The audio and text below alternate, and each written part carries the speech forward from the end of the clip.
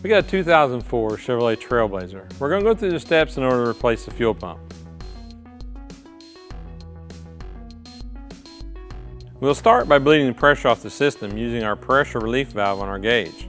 Be sure and capture the fuel into a safe container. Before beginning the repair, disconnect the negative battery cable. In order to do a proper fuel pump replacement, we need to clean the inside of the tank, and that will require the removal of the tank.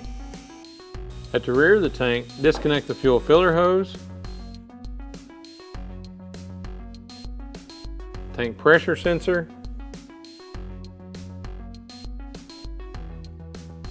and the vent valve. At the front of the tank, disconnect the two emissions lines,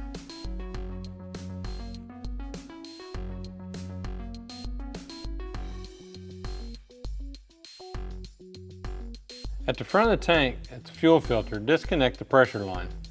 Keep in mind there will be some residual fuel. Be sure and capture this into a safe container. Disconnect the return line.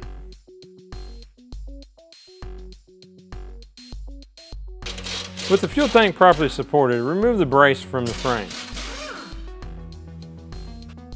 Remove the two tank straps.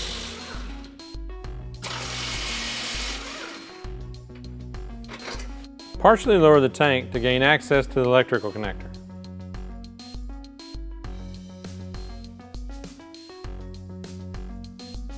Remove the tank from under the vehicle. It's a good idea to clean the outside of the tank before removing the module assembly. This will keep any excessive debris from getting in the tank. With the outside of the tank cleaned, we're ready to remove the old module assembly. Disconnect the fuel lines. Using a non-ferrous brass punch, you'll turn the locking ring counterclockwise. As you remove the module assembly from the tank, keep in mind there is residual fuel in the pump unit. Be sure and capture this into a safe container. At this point, we need to drain the remaining fuel into a safe container and then clean the inside of the tank. We want to be sure that the tank is as clean as possible to allow a clean environment for the fuel pump.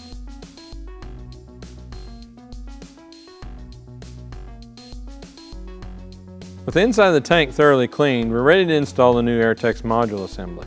Install the float arm into the sending unit.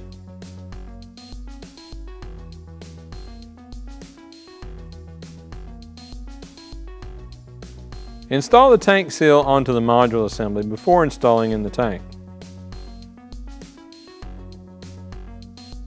This module assembly comes with an updated wiring harness. You'll have to remove the wiring harness from the pump in order to install the locking ring. As you install the new module assembly, be sure and align the tab on the flange with the recess in the top of the tank. With the module assembly fully seated into the tank, install the locking ring using a non-ferrous brass punch, turning it clockwise, making sure the safety tab is seated into position. Reconnect the electrical harness and the two fuel lines. With the fuel tank partially raised into location, reconnect the electrical connection.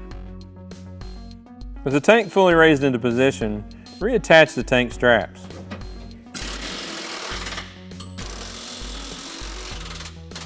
Reattach the frame brace.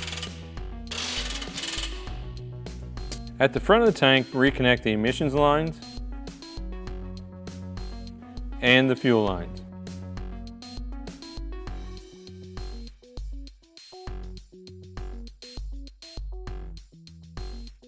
At the rear of the tank, reconnect the two electrical connections